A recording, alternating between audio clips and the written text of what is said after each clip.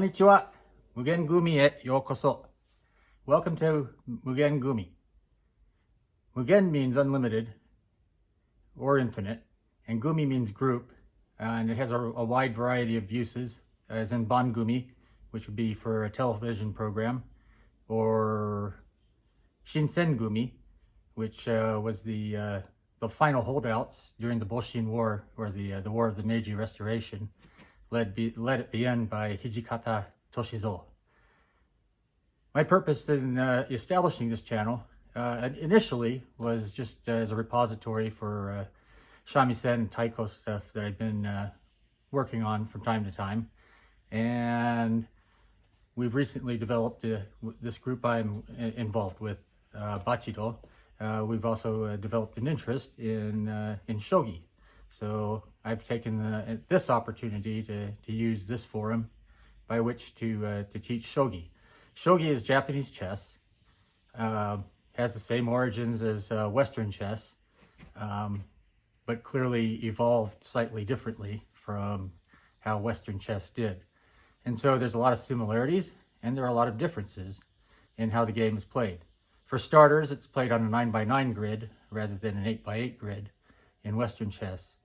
The king is in common, and there's certain similarities with the knight piece and certain similarities with the pawns, but definite differences there as well. And there's a rook. There's a piece that functions like a rook, and there's a piece that functions like a bishop, but there's a twist to that as well. And so what I'd like to do is start introducing the pieces, I think, and then at some point set up the game board, and then start teaching some basic opening moves that are considered somewhat normal within shogi. Just as with chess, there's some fairly set moves by which to open the game. So this is my shogi board. This is a portable set. I bought it about 40 years ago. At that time, I was about on the brink of going to college, so it seemed a prudent way to obtain a shogi set. These also come in basically a small table that sits on the floor, bearing in mind, of course, that at a time, most Japanese did sit on the floor, so it made perfect sense to have a table version, a low table version of the game board, maybe about a meter up to the top, maybe a little less. This one, obviously portable, foldable. One of the things that you should notice is that it's elongated in one direction, and the pieces are also elongated in one direction, so that gives you a clue as to the correct orientation for the board. Unlike Western chess, you don't have alternating colors on the tiles, so it makes no difference which way the board's oriented otherwise. Either way is correct. Another feature of the board that you should notice is the black dots. From this direction to this direction, what it represents is the point at which you can promote pieces, and that's the twist on shogi relative to Western chess, hereafter simply referred to as chess. Beyond this point, in most cases, you may promote a piece crossing the line described by these 2 points. You may opt not to in most cases. Certain pieces simply don't promote in the first place, and pawns, there's no advantage to not promoting them, so you would go ahead and promote them anyway. But that's a topic for a later conversation, the details anyway. Just bear in mind that the board provides that reminder to you that you're at a promotion point for your pieces. From this direction, barring using captured pieces, that's another twist on versus chess, and I'm not going to address that here yet. But from here to here would be the only point that your knights could cooperate based on the limitations of how they move. So if your aim in the game is to get your knights to cooperate, this would be the only space they could do it, barring, again, using captured pieces. Again, all of this is well ahead of what we're ready to discuss right now, but I figure while I'm orienting you to the board, it's useful. So I'll be covering both of these topics later on in greater detail. So no place better to begin but with the king, the point of the whole game. Just as in the case with chess, the king is the focal point for the entire game. Capture the king, the game's over. Same, no difference. Again, another no difference is that the king, just as in Western chess, moves in all directions equally and one space only. The difference is that compared to Western chess, the king is significantly more powerful within the context of the game, because this is the only piece that can move 360. Equally effective in advancing, lateraling, and retreating.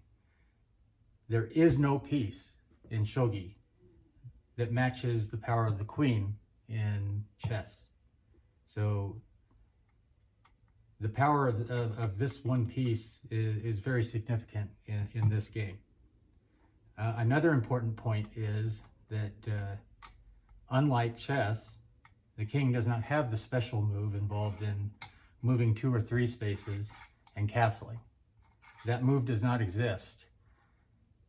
Castling is essential, effectively castling is essential in shogi, but it has to be done explicitly, move by move by move. And so it's this fact that makes the game possibly a little slower to develop than is the case with chess. So that's the major difference with the king. Closely related piece is gold, king. This piece is very effective in the attack, moves forward, moves laterally, but can only move directly backwards. This piece is very poor at retreating. Normally, this piece is kept very close to the king as a guard. Given that this piece can cover every direction, laterally and forward, and is limited in being able to retreat, you do not want to advance this piece too far up the board. Unless you have very, very good reason to, the tactical advantage of some kind. But there's no particular advantage to that either, given that most pieces promote to this capability. So you're better off just keeping this piece adjacent to your king one way or the other. Moving them about will be essential in order to go through the process of castling your king, but keeping them in close contact with your king is going to be what's going to provide you the defensive capability to set the conditions for you to be able to win the game. Gold is special in that he also doesn't promote. So there's one more reason not to advance him. You can't promote him. There's nothing there.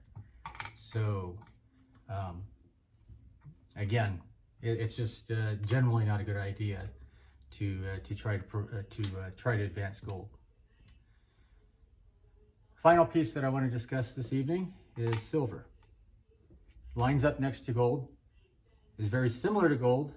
The move set is a derivative of the king.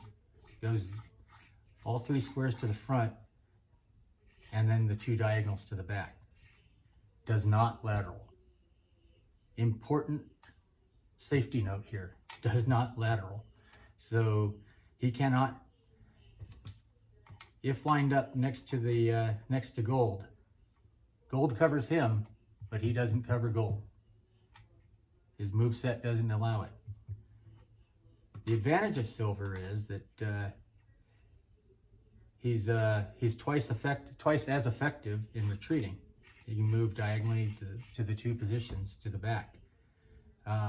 In conjunction with a pawn, that's very useful, because if you put a pawn behind him, the pawn's covering him, and if the conditions don't allow for you to keep your silver there, you can pull him back next to the pawn, probably, depending on other factors. But in any case, unlike gold, if gold were ahead of a pawn, then gold would be stuck there. It'd take two moves in order to withdraw from the position ahead of a pawn.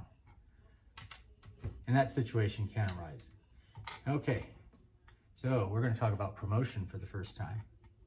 So as silver moves up the board, now most openings will have you keep one silver back and advance the other.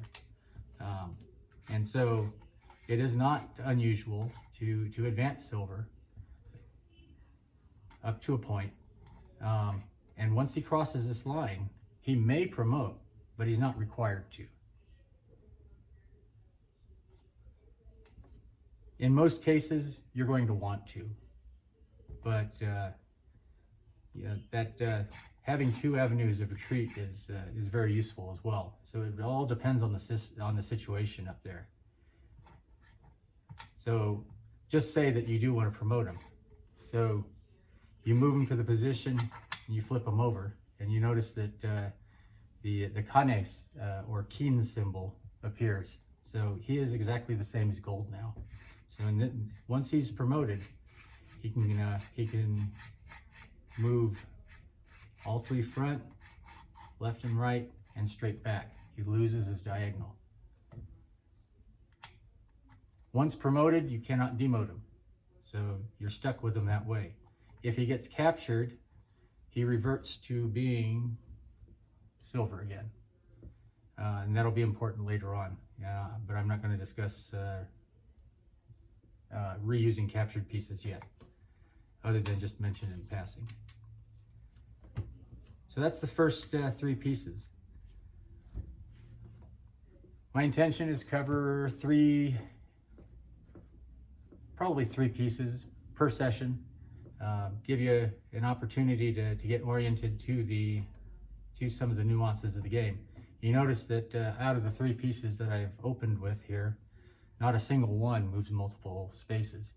Those pieces are a bit of a rarity within shogi. So again, that's another factor that contributes to relatively slow development of this game when compared to chess.